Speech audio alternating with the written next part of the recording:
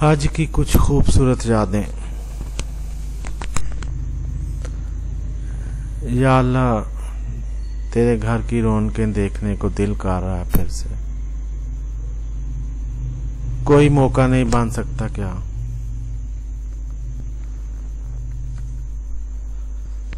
یا اللہ، وہ پچھلا حج تو لا علمی میں ہی گزر گیا سارا، شوق تو اب پیدا ہوا ہے۔ یا اللہ، کوئی سبیل پیدا فرما اور پھر سے نواز۔ شاہ چہ جب کر بنوازند گدارا۔ ایسا لگتا تھا وہ 40 دن کا عرصہ گزرے گا ہی نہیں، لیکن کس قدر پلک جھپکتے میں گزر گیا تھا، اور پھر اس کے بعد بھی کتنا عرصہ گزر گیا۔ 4 سال گزر گئے۔ 4 سال پہلے انہی دنوں میں درخواستیں جمع کروا رہے تھے۔ قرائے فال بنا میں من دیوانہ زند، اور پھر قرہ مجھ دیوانے کے نام نکل آیا تھا۔ اور پھر کیسے تیاری کی تھی، اور پھر کیسے حاجی کیمپ میں گیا تھا، اور کتنا خوبصورت تھا۔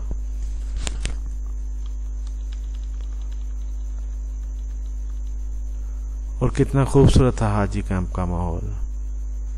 وہی میرا سفر شروع ہو گیا تھا، ایک طرح سے خوش نصیبی کا وقت شروع ہو گیا تھا میرا۔ اور پھر وہ وقت بھی آیا تھا جب میں جہاز سے اتر کر مدینہ پاک ایئرپورٹ پر کلیئرنس کے لیے بیٹھا ہوا تھا، اور پھر مدینہ شریف کے فندق المختارہ میں رہائش۔ کیسی خوبصورت فضا تھی اس ہوٹل کی۔ جب واپس آتے تھے تو دور سے ہی اس کے دروازوں کی خوشبو محسوس ہونے لگتی تھی، اور جب نکلتے تھے تو دور سے ہی مسجد نبی کی خوشبو لپیٹ لیتی تھی اپنی آغوش میں۔ ایسے لگتا ہے جیسے ابھی قدمین میں بیٹھے ہیں اور ابھی اٹھ کر پھر زیارت کے لیے اندر چلے جائیں گے مسجد میں۔ یہ کسی کنگ فہد گیٹ سے نکل رہے ہیں 36 نمبر، اور یہ کسی ملک عبدالعزیز گیٹ میں داخل ہو رہے ہیں۔ یہ باب جبریل ہے اور یہ باب سلام۔ کیسے خوبصورت دروازے اور نام ہے مسجد نبی کے۔ کبھی کبھی تو بالکل وہیں پہنچ جاتا ہے انسان، ایسا لگتا ہے جیسے ہوٹل سے نکل کر ابھی آئے ہیں، اور ابھی ان دروازوں سے ہوتے ہوئے تلاوتیں کر کر واپس چلے جائیں گے۔ کتنی جلدی گزر گیا تھا مدینہ شریف میں رہنے کا وقت، 40 نمازوں کا وقت۔ اور پھر مکہ شریف میں داخل ہو گئے تھے۔ یہ ذوالحلیفہ کی مسجد آئی اور یہ احرام باندھ لیے۔ کتنا پیارا وقت گزرا تھا مکہ شریف میں سارا۔ طواف پر طواف کرتے، میزاب کے سامنے بیٹھے اور حرم کے دروازوں میں گھومتے۔